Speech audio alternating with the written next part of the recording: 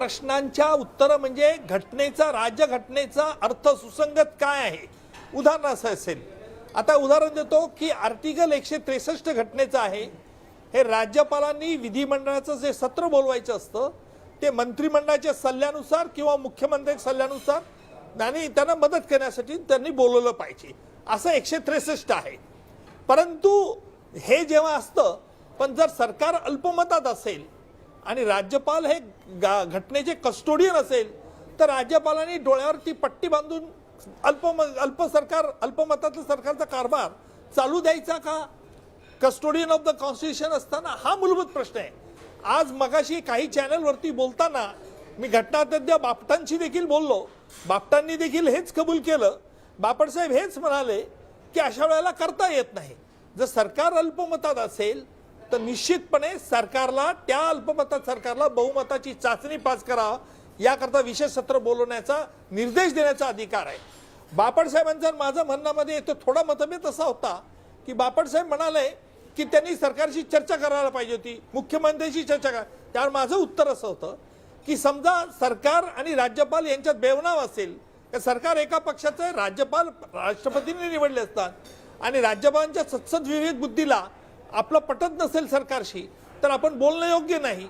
म्हणून चाचणी पास करायला सांगणं हे घटनेला धरून आहे का? माझं उत्तर हो म्हणून होतं. बापटसाहेब देखील याला कबूल झाले की हो हे बरोबर आहे. तर अशा वेळेला ज्याला म्हणून जे घटनापीठापुढे काम आहे ते घटनेचा अर्थ काय आणि घटना जिथे सायलेंट असेल त्यावेळेला सर्वोच्च न्यायालय त्यात निर्णय देत असतं. सर्वोच्च न्यायालय घटना इंटरप्रिट करत असतं. असा सरळ आणि स्पष्ट अर्थ आहे. म्हणून माझ्या मते या ज्या 6 याचिका आहेत ज्याला मी मगाशी म्हटलं की अनेक याचिकेत अनेक मुद्दे खिचडी झाली आहे, त्या कदाचित सर्वोच्च न्यायालयाला वेगळे मुद्दे काढावे लागतील. काही मुद्दे स्वायत्त संस्थेकडे देऊ शकते किंवा काही स्वतःच निर्णय देऊ शकतं. या बाबतीत सर्वोच्च न्यायालय काय भूमिका घेईल हे मला सांगता येणार.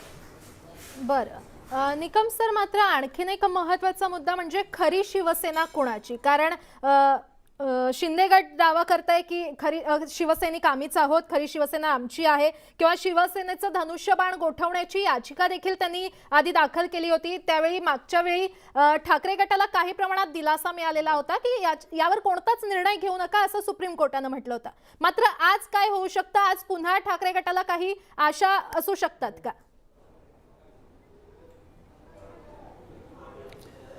लक्षात घ्या की जेव्हा पक्षामध्ये फूट पडत असते आणि पक्षातले फुटीमध्ये ज्यावेळेला दोन्ही लोक दावा करत असतात त्यावेळेला तो प्रश्न निवडणूक आयोगाला सोडवावा लागतो. निवडणूक आयोगापुढे कोणते पर्याय असतात की निवडणूक आयोगापुढे त्या पक्षाची जी राजकीय मान्यता मिळालेली घटना असते ती घटना रजिस्टर असते. त्या घटनेनुसार त्या पक्षाचे पदाधिकारी कोणाच्या बाजूला आहेत त्या संदर्भातली प्रतिज्ञापत्र ही निवडणूक आयोगाकडे येऊ शकतात. त्या संदर्भात तोंडी पुरावा येऊ शकतो. त्याचप्रमाणे त्या राजकीय पक्षाचे निवडून आलेले प्रतिनिधी, पॉलिटिकल पार्टीचे प्रतिनिधी ज्यांना आपण आमदार म्हणतो, हे आमदार कोणाच्या बाजूचे आहेत या संदर्भातला पुरावा देखील निवडणूक आयोगापुढे येतोय. सांगण्याचं तात्पर्य असं की हा सगळा मिक्स क्वेश्चन ऑफ फॅक्ट्स आहेत आणि म्हणून या संदर्भात जोपर्यंत निवडणूक आयोगाकडे पुरावा येत नाही तोपर्यंत व्हर्बल आर्ग्युमेंट्सवरती, तोंडी पुराव्यावरती मला वाटत नाही की सर्वोच्च न्यायालय या बाबतीत काही निर्णय देईल. बरं निकम सर, तुमच्या या विश्लेषणावरून एकंदरीतच असं वाटतंय की आता हा निर्णय पुढे जाऊ शकतो किंवा सुनावणी पुढे जाऊ शकते, त्यामुळे आता यानंतर सुप्रीम कोर्ट आणखी काही वेगळे निर्देश देऊ शकतं का? असं आहे की आज किती वेळ ह्या सुनावणीला सर्वोच्च न्यायालय देतं हा एक मुद्दा. दुसरा मुद्दा, सर्वोच्च न्यायालय जिथे ह्या सगळ्या याचिकांमध्ये अनेक वस्तुस्थितीबद्दल जे प्रश्न आहेत, ज्यांचं पुरावा येणं बाकी आहे, तेथे काय निर्देश देतं सर्वोच्च न्यायालय हे बघणं आहे. त्यावरती ही सुनावणीला किती वेळ लागेल हे आजच्या सुनावणीचं काय फलित होतं त्या फलितावरती हे अवलंबून राहील. त्यावरच ते भाष्य करता येईल की ही सुनावणी किती वेळ चालू शकते, किती वेळ राहू शकते, सर्वोच्च न्यायालयात काय निर्णय घेईल हे आज भविष्य सांगणं कठीण आहे. बरं, मात्र हे सगळे मुद्दे लक्षात घेतले किंवा चिन्हाबाबत जर मुद्दा लक्षात घेतला तर निवडणूक आयोगाच्या अधिकारावर गदा येणार की त्यांना आणखी काही निर्देश सुप्रीम कोर्टाकडून दिले जातील या संदर्भात काय सांगता येईल? निवडणूक आयोगावरती गदा येण्याचा प्रश्न येत नाही. सर्वोच्च न्यायालय निवडणूक आयोगाला काही निर्देश देऊ शकतं की जेव्हा हा वाद उत्पन्न झालेला आहे, जेव्हा निवडणुका येऊ घातलेल्या आहेत, त्यावेळेला निवडणूक आयोगाने विशिष्ट मुदतीत याबद्दलचा पुरावा घेऊन त्याचा निर्णय दिला पाहिजे, असे निर्देश देखील सर्वोच्च न्यायालय देऊ शकतं. किंवा जर निवडणूक आयोगाला जर वाटलं की पुरावे हे भरपूर व्हॉल्युमिनस एव्हिडन्स आहे आणि विशिष्ट मुदतीत यावर निर्णय देणं अशक्य आहे, निवडणुका जवळ येऊ घातल्या आहेत, निवडणुका ह्या पोस्टपोन करणं कठीण आहे, त्यावेळेला देखील निवडणूक आयोग राजकीय पक्षाचं याला नाही त्याला नाही ते चिन्ह गोठवण्याची शक्यता देखील नाकारता येत नाही, जे यापूर्वी काँग्रेसमध्ये देखील असं प्रकार झालेला आहे. बरं निकम सर, यापूर्वी अशा कोणत्या घटना झालेल्या आहेत का किंवा अशा कोणत्या सुनावणी झालेल्या आहेत का ज्यांचा निर्वाळा आज कोर्टामध्ये देता येऊ शकेल? असं आहे की त्या सुनावणीला मागे काय झालं याला काही अर्थ नाहीये, कारण महाराष्ट्रातील सत्ता संघर्षामध्ये ज्या काही घटना घडलेल्या आहेत या फार मोठ्या चमत्कारिक आहेत. चमत्कारिक अशा करता मी म्हणेल की 28 जूनला 16 आमदार अपात्र नोटीस दाखल करतात, 29 जूनला राज्यपालांकडे शिष्टमंडळ जातं, दावा करतं की सरकार अल्पमतात आलेलं आहे. 29 जूनला झाल्यानंतर 30 जूनला राज्यपाल नोटीस काढतात की बहुमताची चाचणी द्या. 30 जूनला मुख्यमंत्री तत्कालीन सरकारचे मुख्यमंत्री राजीनामा देतात. त्याच्यानंतर ते दुसऱ्यांची नियुक्ती होते. त्याच्यानंतर 30 जूनला नवीन सरकार बहुमताची चाचणी पास करतं. सांगण्याचं तात्पर्य असं की महाराष्ट्रात सत्ता संघर्षात ज्या काही घटना घडल्या आहेत अशा घटना माझ्या माहितीप्रमाणे या देशाच्या न्यायालयीन इतिहासात घडलेल्या नाहीत. बरं, मात्र जर अपात्रतेचा निर्णय आणखी लांबणीवर पडला तर त्याचा शिंदे गटाला फायदा होईल का? नाही, मी कायद्याचा अभ्यासक आहे. कोणाला फायदा आणि कोणाला तोटा होईल याचं मला मूल्यमापन करता येणार नाही. बरं, मात्र विधानसभा अध्यक्ष यांच्या निर्णयावर किंवा यांच्या अधिकारावर आज कोर्टामध्ये चर्चा होण्याची शक्यता आहे का? निश्चित चर्चा आहे. चर्चा होणार की जर समजा सर्वोच्च न्यायालयाने हे ठरवलं की 16 आमदारांच्या अपात्रतेविषयी निर्णय घेतला जावा, तर तो निर्णय कोण घेणार? नवीन अध्यक्ष घेणार की ज्यांनी ही अपात्रतेची नोटीस काढली त्या उपाध्यक्षाने घ्यायचा? या संदर्भातला युक्तिवाद देखील सर्वोच्च न्यायालय आज नाही तर येणाऱ्या काळात होऊ शकतो. बरं, उज्ज्वल निकम सर, धन्यवाद या संपूर्ण विश्लेषणासाठी. खरं तर तुम्ही सोप्या भाषेत प्रेक्षकांना आज सुनावणीमध्ये नेमकं काय काय होऊ शकतं हे समजावून सांगितलेलं आहे. पुन्हा एकदा कायदेतज्ञ गिरीश राव यांच्याकडे मी जाते. गिरीश सर, आपण पाहतोय ही सुनावणी सध्या सुरू झालेली आहे, दावे प्रतिदावे केले जात आहेत, जोरदार युक्तिवाद सुरू आहे कोर्टामध्ये, काय सांगता येईल? आता जो युक्तिवाद जे दिसतंय की कोर्टाने निर्देश दिलेत की तुम्ही सिम्बलवरती आम्हाला ॲड्रेस करा, म्हणजे सिम्बलच्या ह्याच्यावरती तुम्हाला काय बोलायचं आहे असं ॲड्रेस करा. तर मला वाटतं कौल जे आहेत जे ह्यांच्यातर्फे आहेत, शिंदे गटातर्फे, ते बोलत आहेत की हा मुद्दा इकडे डिस्कस करू शकत नाही, हा मुद्दा डिस्कस केला पाहिजे इलेक्शन कमिशनकडे. आणि कपिल सिब्बल जे दिसत आहेत की ते बोलत आहेत की नाही ह्याच्यावर तुम्ही निर्णय घ्या, असं ते एक संस्कृत दृष्टीने दिसतंय ह्याच्यामध्ये.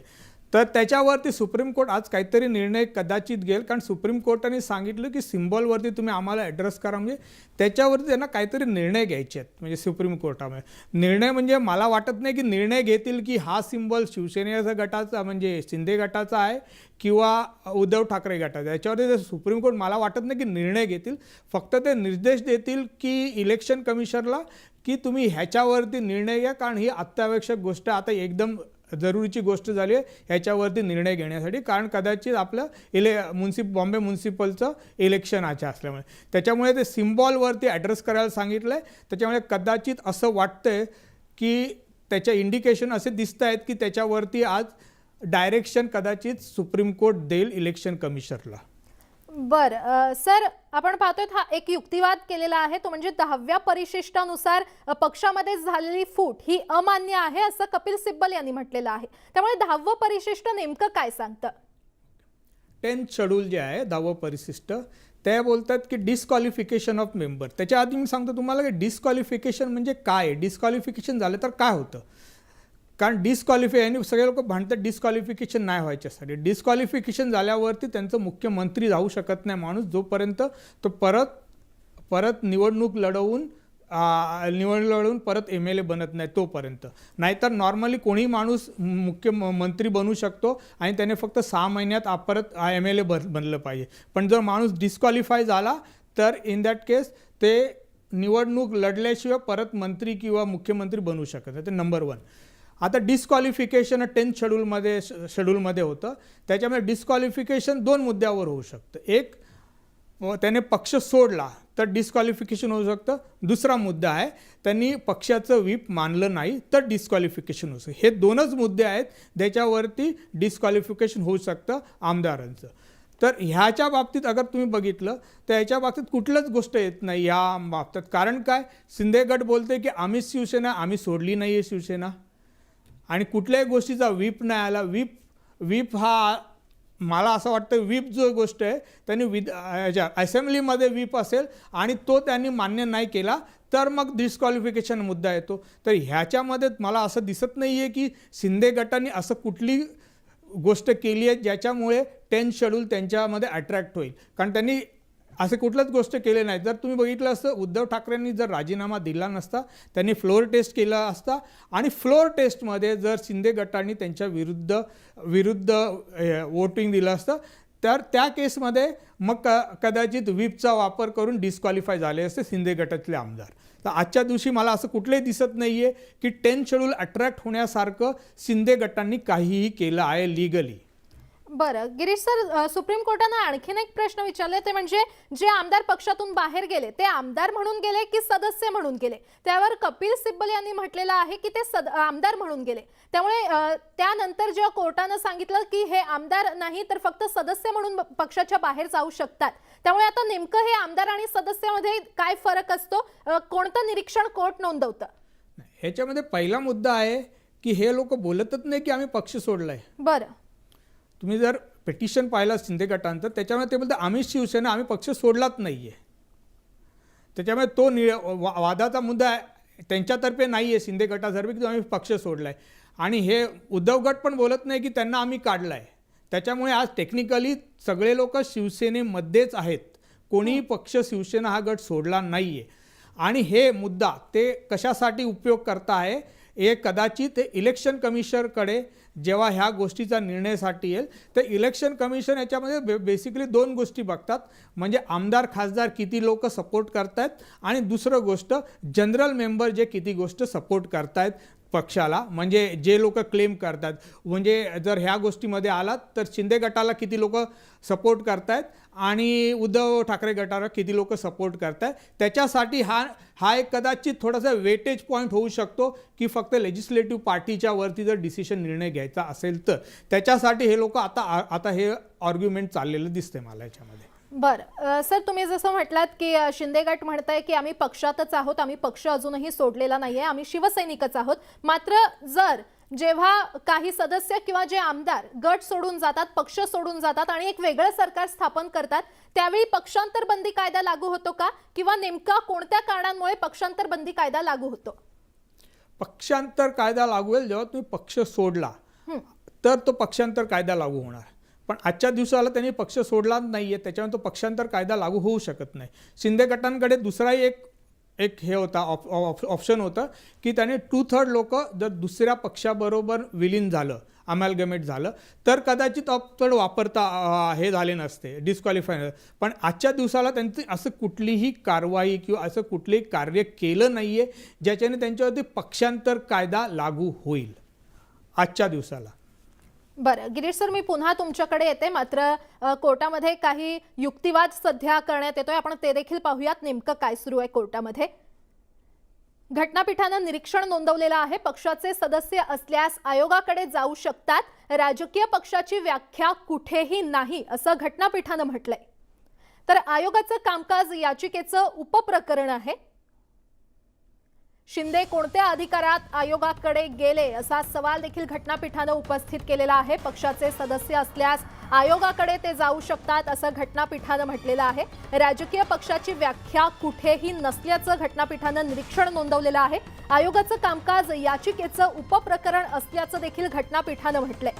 त्यामुळे शिंदे कोणत्या अधिकारात आयोगाकडे गेले असा सवाल घटनापीठानं उपस्थित केलेला आहे. राजकीय पक्षाची व्याख्या ही कुठेही नसल्याचं घटनापीठानं नुकतंच म्हटलेलं आहे. आयोगाचं कामकाज याचिकेचं उपप्रकरण आहे. शिंदे कोणत्या अधिकारात आयोगाकडे गेले असा सवाल घटनापीठानं उपस्थित केलेला आहे. पक्षाचे सदस्य असल्यास आयोगाकडे ते जाऊ शकतात असं निरीक्षण त्यांनी नोंदवलेलं आहे. राजकीय पक्षाची व्याख्या यामध्ये कुठेही येत नसल्याचं निरीक्षण घटनापीठानं नोंदवलेलं आहे. दरम्यान आयोगाचं कामकाज याचिकेचं हे उपप्रकरण आहे. त्यामुळे शिंदे कोणत्या अधिकारात आयोगाकडे गेले असा सवाल घटनापीठानं उपस्थित केलेला आहे. राज्यातील सत्ता संघर्षावर सुप्रीम कोर्टात ही मोठी सुनावणी सध्या सुरू आहे आणि घटनापीठानं आपलं निरीक्षण सध्या नोंदवलेलं आहे. युक्तिवाद जोरदार केला जातोय.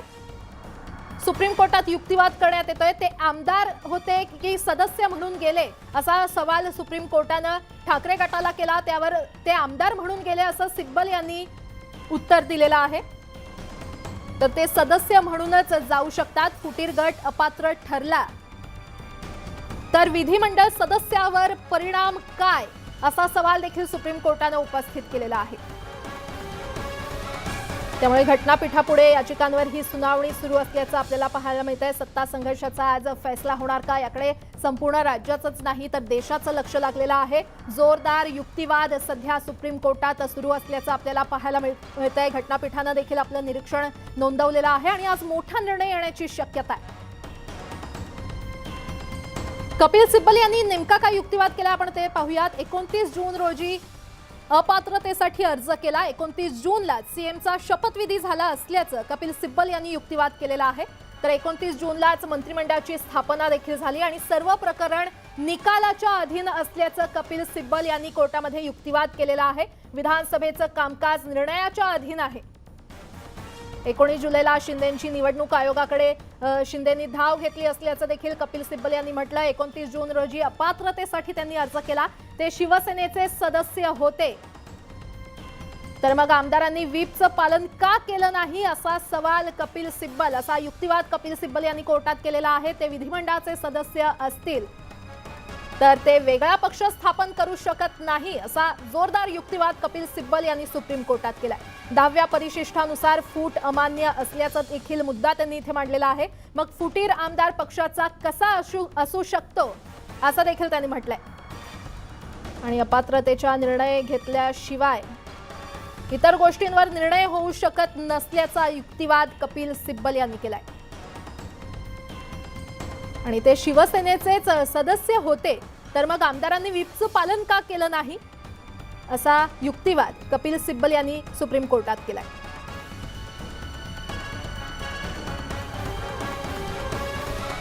तर कपिल सिब्बल यांच्याकडून घटनाक्रम सादर करण्यात आलेला आहे.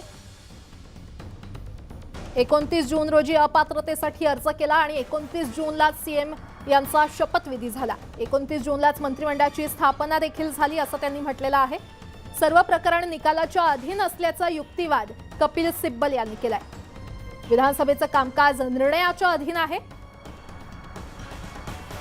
19 जुलैला शिंदेंनी निवडणूक आयोगाकडे धाव घेतली. 29 जून रोजी व्हीप धुडकावत भाजपला मतदान केलं आणि 10व्या परिशिष्टानुसार विलिनीकरण गरजेचं असल्याचं कपिल सिब्बल यांनी युक्तिवाद केलाय. व्हीप धुडकावत भाजपला मतदान केलं असल्याचं देखील त्यांनी म्हटलंय.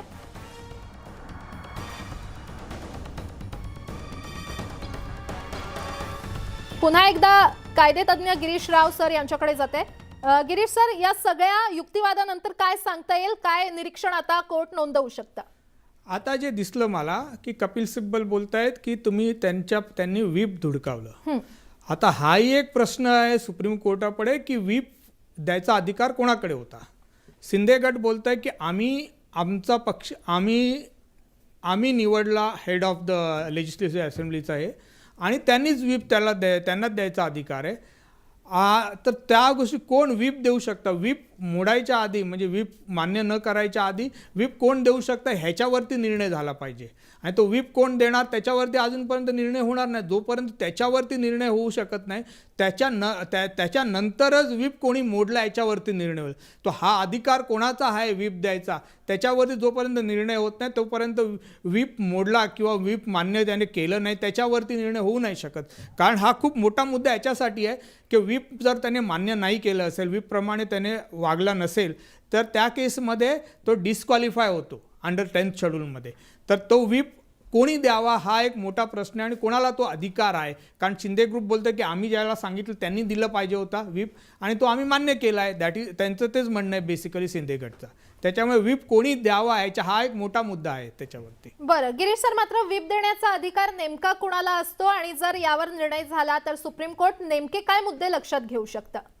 हां, व्हीप देण्याचा परत तो जो मुद्दा आहे ह्या सगळा मुद्दे हे जे सगळे प्रश्न जे आहेत ते सगळे प्रश्न स्पीकर डिसाईड करू शकतो. स्पीकर त्याच्यावरती निर्णय घेऊ शकतो. त्याच्यामुळे एंड ऑफ द डे हे स्पीकरकडे परत हे मुद्दे पाठवले जातील. त्यांना काही डायरेक्शन कदाचित दिले जातील या ज्या पद्धतीने तुम्ही याच्यावरती निर्णय घ्या या गोष्टी तुम्ही कन्सिडर करून त्याच्यावरती निर्णय घ्या आणि त्याच्यानंतर स्पीकरच फक्त या मुद्द्यावरती डिसाईड करू शकतो. डिस्क्वालिफिकेशन हेही स्पीकर करू शकतो. व्हीप कोणी इश्यू करू शकतो याच्यावरती पण स्पीकरच निर्णय घेऊ शकतो. बरं, मग हे विधानसभा अध्यक्षांचे नेमके अधिकार काय असतात आणि आता त्यांच्या अधिकारांवर कोर्टामध्ये चर्चा होईल का? पहिली गोष्ट त्यांच्या अधिकारावरती चर्चा नाही होणार कारण आपल्या कॉन्स्टिट्यूशनमध्ये त्यांचे अधिकार काय आहेत त्याच्यावरती स्पष्ट दिलेलं आहे. तर फक्त ते अधिकार किंवा निर्णय कुठल्या प्रकारे घेऊ शकतील त्याचा प्रोसेस त्यांनी काय अडॉप्ट केली पाहिजे. जसं ह्याच्यामध्ये दिसतंय की त्यांनी शिंदे गटांना फक्त जे आधीचे जे होते डेप्युटी स्पीकर होते त्यांनी फक्त 48 तास दिलेले त्यांचं रिप्लाय द्यायचं उत्तर देण्यासाठी डिस्क्वालिफिकेशनच्या ॲप्लिकेशनवरती. पण जर नियमाप्रमाणे जर बघितलात असेंब्लीचा डिस्क्वालिफिकेशन ऑफ तर त्याच्यामध्ये 7 दिवसाचा त्यांना पिरियड देतात रिप्लाय देण्यासाठी. तर ह्या मुद्द्यावरती म्हणजे त्यांनी जे डेप्युटी स्पीकर होते त्यांनी जो पिरियड दिला पाहिजे होता तो पिरियड दिला नव्हता. म्हणजे फक्त 48 तासाचा दिला होता रिप्लाय देण्यासाठी उत्तर देण्यासाठी. त्या ग्राउंडवरती बेसिकली सुप्रीम कोर्टाने ओरिजिनली याच्यामध्ये स्टे दिला होता. तर त्याच्यामुळे प्रोसेस त्यांनी जे अडॉप्ट केली पाहिजे जेव्हा हिअरिंग करताना त्याच्यावरती वगैरे सुप्रीम कोर्ट काहीतरी डायरेक्शन देतील की हे प्रोसिजर अडॉप्ट करा. आता तुम्हाला एक सांगतो कर्नाटकामध्ये अशीच घटना झालेली किंवा अशा गोष्टी होऊ शकतात की स्पीकरकडे ॲप्लिकेशन समजा ह्या गोष्टीमध्ये जर तुम्ही उदाहरण घेतलं शिंदे गटाने ॲप्लिकेशन केले स्पीकर याच्यावरती निर्णय घेणार नाहीत लांबवर ठेवतील पण नाही. पण कर्नाटकच्या केसमध्ये जेव्हा अशा सगळ्या गोष्टी होतात तेव्हा सुप्रीम कोर्टाने निर्देश दिलेत की अशा ॲप्लिकेशन जेव्हा कोणी करतात तर तुम्ही त्या 3 महिन्यात तो डिस्पोज ऑफ केला पाहिजे. म्हणजे 3 महिन्यात त्याच्यावरती निर्णय घेतला पाहिजे. नाहीतर कदाचित असं होऊ शकतं स्पीकर निर्णयच घेणार नाही बाय आणि इन द प्रोसेसमध्ये 5 वर्ष किंवा 2 वर्ष 3 वर्ष ती निघून जातील. त्याच्यामुळे फक्त काय प्रोसेस अडॉप्ट केली पाहिजे त्याच्यासाठी निर्देश सुप्रीम कोर्ट स्पीकरला देऊ शकतात.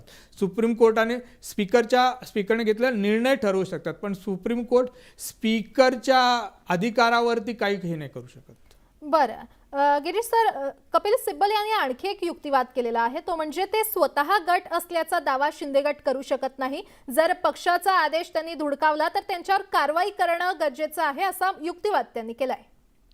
पण पक्षाचा आदेश कोण देणार हाही एक गोष्ट मुद्दा येऊ शकतो.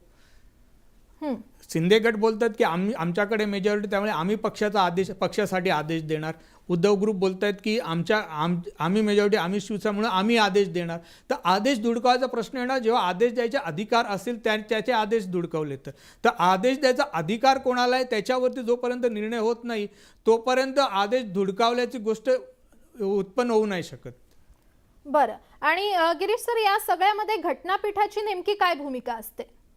नाही याच्यामध्ये आजचा प्रश्न जे आलेले आहेत घटनापीठाकडे आता घटनापीठाकडे प्रश्न काय आहेत ते खूप 10 मुद्दे जे दिले आहेत त्याच्यावरनं क्लिअर झाले की घटनापीठ कुठल्या मुद्द्यावरती डिस्कशन करणार. आणि जेव्हा आता हा प्रश्न आला आहे घटनापीठाकडे त्यावेळी घटनापीठ कदाचित त्यांना वाटलं की हे रिकास्ट करायला पाहिजे की रिफ्रेम केलं पाहिजे तर त्यावेळी कदाचित ते रिफ्रेम करतील आणि त्या मुद्द्यावरती ते आपलं निर्णय देतील. त्याच्यामुळे आज घटनापीठाकडे काय गोष्टी तर 10 प्रश्न आहेत आणि आज जे दिसतंय आज जे चाललंय ते कोर्टात त्याच्यावरनं दिसतंय की त्यांनाही दिसतंय की अर्जन्सी आहे तर सिम्बॉलच्या याच्यावरती, त्याच्यामुळे त्यांनी सांगितले सिम्बॉलच्या याच्यावरती तुम्ही आम्हाला ॲड्रेस करा. त्या सिम्बॉलवरती ॲड्रेस केल्यावरती कदाचित ते काही निर्देश देतील की इलेक्शन कमिशनरला की तुम्ही त्याच्यावरती काय निर्णय घ्या, काही डायरेक्शन देतील कशा प्रकारे वगैरे घ्यायचे. त्याच्यापुरती मर्यादित आज दिसतंय मला की सुप्रीम कोर्ट त्याच्यावरती डिस्कशन चाललंय. बरं, जर मग इलेक्शन कमिशनला हे निर्देश देण्यात आले तर इलेक्शन कमिशन नेमका किती कालावधी घेतो निर्णय देण्यासाठी? तर हे जे आहेत, जे मेजॉरिटी किंवा कोणाचा पक्ष किंवा कोणाचा सिम्बॉल हे डिसाईड करणे हे खूप कॉम्प्लिकेटेड प्रोसेस आहे. कारण लाखो त्यांच्याकडे अफिडाविट दोन्हीकडनं, म्हणजे शिंदे ग्रुपकडनंही फाईल केलं असेल किंवा आणि ह्यांच्याकडनं पण उदय ग्रुपकडनं, तर त्या बेसिसवरती निर्णय घ्यायला असं एकदम ॲटलिस्ट त्यांना 1-2 महिना कदाचित कमीत कमी लागू शकेल. कारण त्यांना खूपशा गोष्टी व्हेरीफाय करायला लागतील. परत तिकडे युक्तिवाद होतील, कारण काही लोक बोलतील की तुम्ही फाईल केलेले अफिडेविट खोटे आहेत, ते माणसंच नाही आहेत. अशा खूपशे मुद्दे आहेत. ते इलेक्शन कमिशनकडे ह्या गोष्टीवरती युक्तिवाद होईल. त्याच्यानंतर इलेक्शन कमिशन जे त्यांच्याकडे सगळे सपोर्टिंग डॉक्युमेंट किंवा ओरल एव्हिडन्स वगैरे आलेत याच्यावरती निर्णय होतील. आता तुम्हाला एक उदाहरण देतो. मद्रासमध्ये जे झालेलं त्याच्यामध्ये त्यांचं कंटेन्शन होतं की जे अफिडेविट फाईल केले ते सदस्यच नाही आहेत, ते पार्टी सदस्यच नाही आहे, त्यांना आम्हाला ओरल एक्झामिनेशन करायचं आहे, क्रॉस एक्झामिनेशन करायचं आहे. तेव्हा हायकोर्टाने बोललं नाही, असं शक्यच नाही, कारण तुम्ही 1,00,000-2 लाख लोकांना कसं काय क्रॉस एक्झामिनेशन किंवा एक्झामिन करू शकतात. म्हणजे त्यामुळे त्या गोष्टी पण कशा करू शकतात, कसा तो इलेक्शन कमिशन निर्णय घेऊ शकतात, याच्यावरती काय पद्धत वापरायला लागेल ते फॅक्ट्स इलेक्शन कमिशन समोर काय फॅक्ट्स येतात त्याच्यावरनं इलेक्शन कमिशन तो मुद्दा डिसाईड करतील, कसा डिसाईड करायचं. बरं सर, पुन्हा एकदा येते तुमच्याकडे. पुन्हा एकदा आपण कोर्ट नेमकं काय म्हणतंय, कोर्टात नेमकं काय सुरू आहे आपण ते पाहूयात. कपिल सिब्बल हे युक्तिवाद करतायत. विलिनीकरण करण्याला त्यांनी नकार दिलेला आहे. 29 जून रोजी या न्यायालयानं एक आदेश दिला. व्हीप धुडकावत भाजपला मतदान केलं असल्याचा युक्तिवाद कपिल सिब्बल यांनी केलेला आहे. 10व्या परिशिष्टानुसार विलिनीकरण गरजेचं असल्याचा युक्तिवाद कपिल सिब्बल यांनी सुप्रीम कोर्टात केलेला आहे. पक्षादेश डावलल्यास कारवाईचा अधिकार आहे आणि ते स्वतः गट असल्याचा दावा करू शकत नाही, असा युक्तिवाद कपिल सिब्बल यांनी केलाय. पक्ष सदस्यत्वाचा निर्णय होणं देखील गरजेचं आहे. विलिनीकरण करण्याला व्हीप धुडकावत भाजपला मतदान केलं असं त्यांनी म्हटलेलं आहे. तर शिंदेंचं सध्याचं स्टेटस काय, असा युक्तिवाद कपिल सिब्बल यांनी सुप्रीम कोर्टात केलेला आहे. कपिल सिब्बल यांचा युक्तिवाद कोर्टामध्ये पुन्हा एकदा सुरू झाला आहे आणि त्याचेच हे अपडेट्स आम्ही तुमच्यापर्यंत पोहोचवतोय. पक्ष सदस्यत्वाचा निर्णय हा होणं गरजेचं असल्याचा युक्तिवाद कपिल सिब्बल यांनी केलाय. व्हीप धुडकावत भाजपला शिंदे गटानं मतदान केलं, त्यामुळे 10व्या परिशिष्टानुसार विलिनीकरण गरजेचं असल्याचा युक्तिवाद कपिल सिब्बल यांनी केलाय. पक्षादेश डावलल्यास कारवाईचा अधिकार असल्याचा देखील युक्तिवाद त्यांनी केलेला आहे आणि ते स्वतः गट असल्याचा दावा करू शकत नाही, असं कपिल सिब्बल यांनी म्हटलेलं आहे. आपण पाहतोय तर कपिल सिब्बल यांनी नेमका युक्तिवाद काय काय केलेला आहे. 29 जून रोजी काय घडलं, मुख्यमंत्र्यांचा शपथविधी झाला, मंत्रिमंडळाची स्थापना झाली, सर्व काही या प्रकरणाच्या निकालाच्या अधीन आहे आणि तुमचे अधिपती या प्रकरणाचा निर्णय घेतील तेव्हा हे सर्व ठरवलं जाईल, असं कपिल सिब्बल यांनी म्हटलेलं आहे.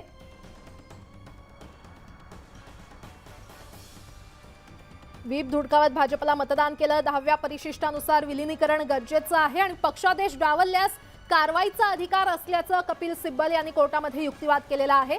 शिंदे गट म्हणजे ते स्वतः गट असल्याचा दावा करू शकत नाहीत. पक्ष सदस्यत्वाचा निर्णय देखील होणं गरजेचं असल्याचं त्यांनी म्हटलेलं आहे आणि विलिनीकरण करण्याला त्यांनी नकार दिला, असा युक्तिवाद कपिल सिब्बल यांनी सुप्रीम कोर्टात केलेला आहे. आपण पाहतोय जोरदार युक्तिवाद इथे ठाकरे गटाकडून सध्या सुप्रीम कोर्टात सुरू असल्याचं पाहायला मिळतंय. यावेळी सुप्रीम कोर्टानं देखील काही प्रश्न उपस्थित केले. ते आमदार म्हणून गेले किंवा पक्षाचे सदस्य म्हणून कार्य करत होते, असा सवाल सुप्रीम कोर्टानं सिब्बल यांना विचारला. त्यानंतर ते आमदार म्हणून गेले असं उत्तर ठाकरे गटाकडून देण्यात आलं. त्यामुळे न्यायमूर्ती M.R. शहा यांनी काय म्हटलं आपण ते देखील पाहूयात. ते फक्त पक्षाचे सदस्य म्हणून फिरू शकतात, असं निरीक्षण न्यायमूर्ती M.R. शहा यांनी नोंदवलं. त्यामुळे आता जोरदार युक्तिवाद तर इथे सुरू आहे. त्यामुळे आता मोठा निर्णय येण्याची शक्यता आहे. घटनापीठापुढे याचिकांवर सध्या सुनावणी सुरू आहे. 10व्या परिशिष्टानुसार विलिनीकरण गरजेचं असल्याचं ठाकरे गटाकडून युक्तिवाद करण्यात आलेला आहे. पक्षादेश डावलल्यास कारवाईचा अधिकार असल्याचा देखील युक्तिवाद सुप्रीम कोर्टात ठाकरे गटाकडून करण्यात आलेला आहे आणि ते स्वतः गट असल्याचा दावा करू शकत नाहीत, असा जोरदार युक्तिवाद सुप्रीम कोर्टात ठाकरे गटाकडून कपिल सिब्बल यांनी केलेला आहे. पक्ष सदस्यत्वाचा निर्णय होणं देखील गरजेचं आहे. तर या बातमीवर आपलं लक्ष असणारच आहे. मात्र मंत्री शंभूराज देसाई बोलतायत, थेट जाऊया. तो निर्णय आल्यानंतर याच्यावर अधिक स्पष्टपणानं बोलणं योग्य होईल. खरं तर ह्या सर्व सुनावणीची लाईव्ह स्ट्रीमिंग सुद्धा होते आहे. संपूर्ण देश ही लाईव्ह स्ट्रीमिंग बघत आहे, युक्तिवाद बघत आहे. ज्या पद्धतीनं कपिल सिब्बल यांनी महत्त्वाचे काही मुद्दे मांडलेले आहेत, त्यात त्यांनी म्हटलेलं आहे की जर तुम्ही शिवसेनेचाच भाग होते तर मग निवडणूक आयोगाकडे जाण्याची गरज काय होती, याही बाबतीत त्यांनी प्रश्न उपस्थित केला. आणि आता खंडपीठासमोर ज्या वेळेला हा विषय चर्चेत होता त्यावेळेला खंडपीठ सुद्धा त्याबाबत चर्चा करत असल्याचं पाहायला मिळतंय. आता पहिल्यांदाच आपण पाहतोय देशामध्ये की अशा पद्धतीनं सर्वोच्च न्यायालयाच्या माननीय खंडपीठासमोर एखाद्या प्रकरणाची सुनावणी असताना ती देशवासियांना लाईव्ह पाहता येईल अशी व्यवस्था सर्वोच्च न्यायालयानं केलेली ही अतिशय चांगली बाब आहे. कारण सर्वसामान्य खेड्यापाड्यातल्या दुर्गम भागातल्या माणसाला सुद्धा सर्वोच्च न्यायालयामध्ये सुनावणी कशी चालते, काय बाजू मांडली जाते, त्याच्यावर कशी भूमिका घेतली जाते हे लाईव्ह या ठिकाणी पाहता येणार ही चांगली बाब आहे. मी आपल्याला एवढंच सांगेन मॅडम की तिन्ही बाजूंचे वकील ही आपापली भूमिका आपापली बाजू माननीय सर्वोच्च न्यायालयाच्या समोर या ठिकाणी मांडणार आहे. त्यामुळे तिकडं सुनावणी सुरू असताना त्याच्यावरती इथं भाष्य आम्ही करणं हे मला तरी योग्य वाटत नाही. त्यामुळे मी मगाशी म्हटलं तसं सर्व वकिलांना आपापली बाजू तिथं मांडू द्यात. त्याच्यावर माननीय खंडपीठाला त्यांची भूमिका जी घ्यायची असेल ती माननीय खंडपीठ घेईल आणि मग ती आल्यानंतर त्याच्यावर बोलणं योग्य ठरेल. Okay, thank you. तुम्ही चहा वगैरे घेतला का? एकदा युक्तिवाद सुरू आहे आणि पक्षात राहून बहुमताचा दावा केला जातोय असं सुप्रीम कोर्टात युक्तिवाद करण्यात आलेला आहे. नुकताच मंत्री शंभूराज देसाई देखील बोलत होते, पक्षात राहून आयोगाकडे जाऊ शकत नाही असा युक्तिवाद कपिल सिब्बल यांनी सुप्रीम कोर्टात केलेला आहे. आज मोठा निर्णय येण्याची शक्यता आहे. सुप्रीम कोर्टात ऐतिहासिक सुनावणी सध्या सुरू आहे आणि त्यावरच जोरदार युक्तिवाद सध्या दोन्ही गटांकडून सुरू असल्याचं आपल्याला पाहायला मिळतंय. ठाकरे गटाकडून सध्या युक्तिवाद सुरू करण्यात आलेला आहे. ठाकरे गटाकडून कपिल सिब्बल हे युक्तिवाद करतायत. जोरदार युक्तिवाद सुप्रीम कोर्टात सध्या सुरू आहे. कपिल सिब्बल यांनी पुन्हा एकदा युक्तिवाद सुरू केलेला आहे. या क्षणाची अतिशय मोठी बातमी आपण पाहतोय. पक्षात राहून बहुमताचा दावा केला जातोय असा युक्तिवाद सुप्रीम कोर्टात करण्यात आलेला आहे.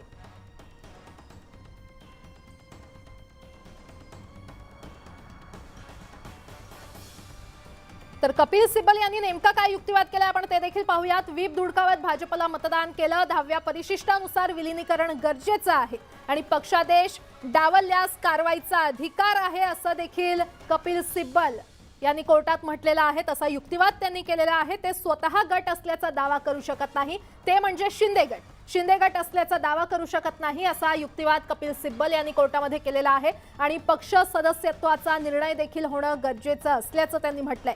विलिनीकरण करण्याला त्यांनी नकार दिला, त्यामुळे पक्ष सदस्यत्वाचा निर्णय होणं गरजेचं असल्याचा युक्तिवाद कपिल सिब्बल यांनी केलेला आहे. पुन्हा एकदा गिरीश सर यांच्याकडे जाते. सर, हा सध्या जोरदार युक्तिवाद तर सुरू आहे, मात्र या सगळ्या सुनावणीचा जर आपण पाहायला गेलं भाजपला कसा फरक पडू शकतो किंवा भाजपचं सरकार कोसळू शकतं का, त्यांचं सरकार सस्टेन राहू शकतं का? पहिली गोष्ट जे आर्ग्युमेंट जे चाललंय की शिंदे गटाने बीजेपीला सपोर्ट केला, हे का मला दिसत नाही की शिंदे गटाने बीजेपीला सपोर्ट केला. पण कॉन्ट्ररी असं दिसतंय की शिंदे गटाला बीजेपीने सपोर्ट केला. त्याच्यामुळे हे चुकीचं आर्ग्युमेंट मला दिसतंय. म्हणजे प्रायमा फेज आहे की शिंदे गटाने बीजेपीला सपोर्ट केला. बीजेपीला कुठेही सपोर्ट केलेला दिसत नाही, फक्त बीजेपीने शिंदे गटाला सपोर्ट केला हे दिसतंय. त्याच्यामुळे हे जो आर्ग्युमेंट आहे मला वाटत नाही की कोर्टासमोर टिकेल असं. दुसरी गोष्ट तर हा एक मुद्दा आहे. दुसरा कुठला प्रश्न होता तुमचा? सॉरी, तेच आपण म्हणतोय की शिंदे गट म्हणताय आमचीच खरी शिवसेना. त्यांनी तसे प्रतिज्ञापत्र देखील याआधी सुनावणी दरम्यान सादर केले होते. त्यामुळे जर हे 40 आमदार पक्ष सोडून गेले तर त्यांना असा दावा करता येतो का की आमचीच खरी शिवसेना आहे आणि त्यांनी जे प्रतिज्ञापत्र सादर केलेले आहेत त्याचा फायदा शिंदे गटाला नेमका कितपत होऊ शकतो? आजच्या सुनावणीमध्ये कोर्ट नेमकं काय निरीक्षण नोंदवू शकतं? पहिली गोष्ट, जे अफिडाविट जे फाईल केले असेल सुप्रीम कोर्टामध्ये, ते सुप्रीम कोर्ट त्या गोष्टीवरती काय आज बघणार नाही आहे. कारण ह्या गोष्टीवरती एव्हिडन्स काय दिला आहे वगैरे त्या गोष्टीवरती सुप्रीम कोर्ट जाणार नाही.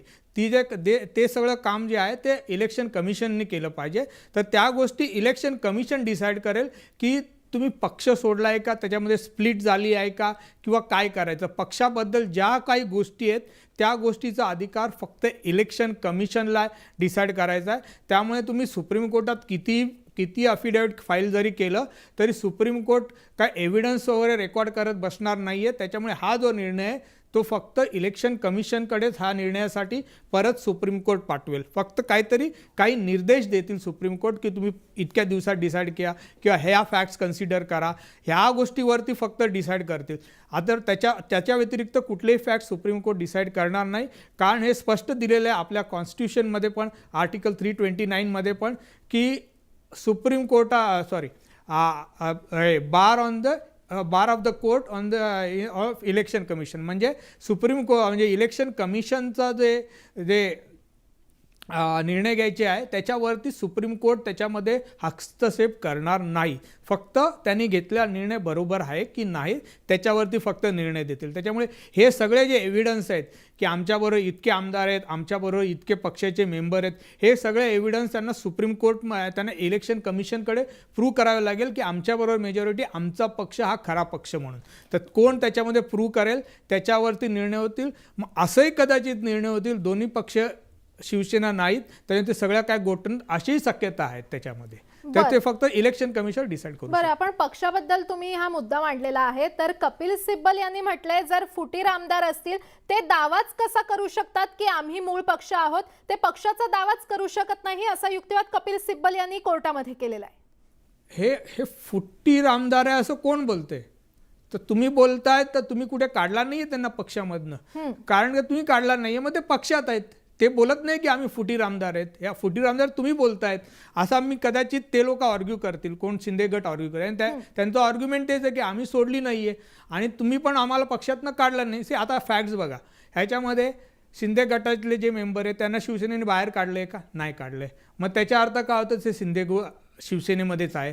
मग शिवसेनेमध्ये असेल तर आमचा अध्यक्ष कोण किंवा आमचा लीडर कोण त्यांनी डिसाईड केलं आहे. त्याप्रमाणे त्यांचं म्हणणं आहे की त्यांनी डिसाईड केलं की आमचा अध्यक्ष कोण, आमचा लीडर कोण, त्या प्रकारे ते चालत आहेत. त्याच्यामुळे जे फुटीर आमदार आहे हे जे बोलतात कुठे आजच्या दिवशी लिगली त्या सपोर्ट करायला फुटीर आमदार आहेत की फुटीर गट आहे हे काहीच नाही आहेत. आता एवढेच बोलत आहेत. त्यांनी काय बोलत आहेत ते लोक हे बोलत आहेत की त्यांनी रिप्लेस केला आमचा नेता आधी उद्धव ठाकरे होता, आज आमचा नेता आहे शिंदे, एकनाथजी शिंदे. तर ह्याच्यावरतीच हा निर्णय. बरं गिरीश सर, यावरच एक क्रॉस क्वेश्चन आहे, तो म्हणजे जर फुटीर आमदार ते नाही आहेत तर कपिल सिब्बल यांनी आणखीन एक महत्त्वाचा मुद्दा उपस्थित केलेला आहे. जर तुम्ही फुटीर आमदार नाहीत तर पक्षातच राहून तुम्ही बहुमताचा दावा कसा करू शकता? बहुमताचा दावा कशासाठी करतायत की आम्ही अध्यक्ष कोण आमचा त्याच्यासाठी, सिम्बॉल आम्ही कसा यूज करायचा त्याच्यासाठी करतायत, आणि कशासाठी नाही करत आहेत ते बहुमताचा दावा. त्याच्यामुळे त्यांनी आणखीन एक म्हटलंय मूळ शिवसेना तुमची आहे तर मग व्हीपचं पालन का नाही केलं? तोच परत मुद्दा येतो की व्हीप द्यायचा अधिकार कोणाकडे, कोण देऊ शकतात तुम्हाला व्हीप, ह्याचा एक अधिकार आहे. ते बोलतात मेजॉरिटी आमच्याकडे होते, आमच्या ग्रुपमध्ये होते, त्यांनी आम्हाला व्हीप दिला, तो व्हीप आम्ही मान्य केला. त्याच्यामुळे आम्ही असं कुठल्याच गोष्टी चुकीच्या गोष्टी केल्या नाहीत, हे त्यांचं बेसिक आर्ग्युमेंट आहे याच्यामध्ये.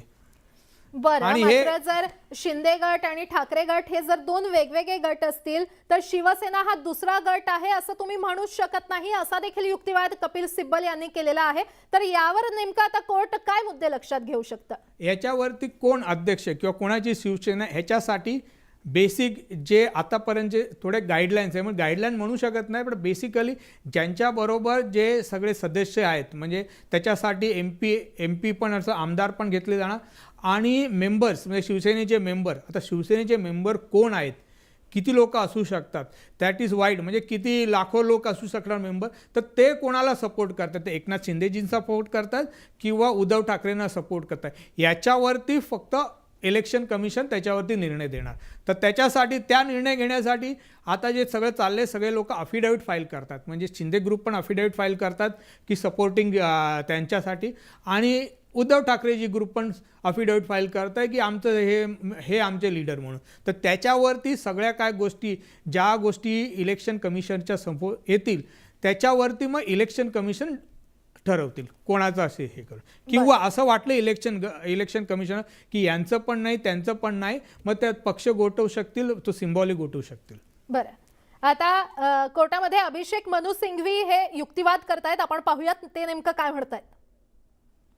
राज्यातील सत्ता संघर्षावर सध्या सुनावणी सुरू आहे. कपिल सिब्बल यांनी युक्तिवाद केला, त्यानंतर आता अभिषेक मनु सिंघवी हे सुप्रीम कोर्टात युक्तिवाद करतायत.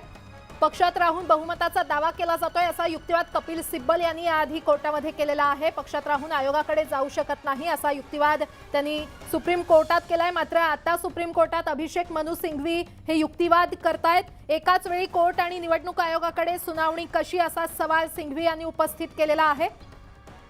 10व्या सूचीत 4 गोष्टी महत्त्वाच्या असल्याचा देखील युक्तिवाद अभिषेक मनु सिंघवी यांनी केलाय. तर पक्षांतर बंदी नेमका कायदा हा काय आहे आपण जाणून घेऊयात. पक्षांतर बंदी कायदा मार्च 1985 साली लागू झालाय. पक्षांतरावर निर्बंध आणण्यासाठी पक्षांतर बंदी कायदा अस्तित्वात आणला गेला. सोयीप्रमाणे पक्ष बदलणाऱ्या आमदार आणि खासदारांवर नियंत्रण ठेवण्यासाठी हा कायदा आहे. व्हीप न मानणं किंवा संबंधित पक्षाचा राजीनामा दिल्यास सदस्यत्व आपोआप रद्द होतात असं या कायद्यामध्ये नमूद करण्यात आलेलं आहे. पक्षांतर केलं तरी देखील या लोकप्रतिनिधींचं सदस्यत्व रद्द होऊ शकतं. आणि 1985 साली राजीव गांधी यांच्या नेतृत्वाखाली काँग्रेस सरकारनं हे विधेयक आणलं.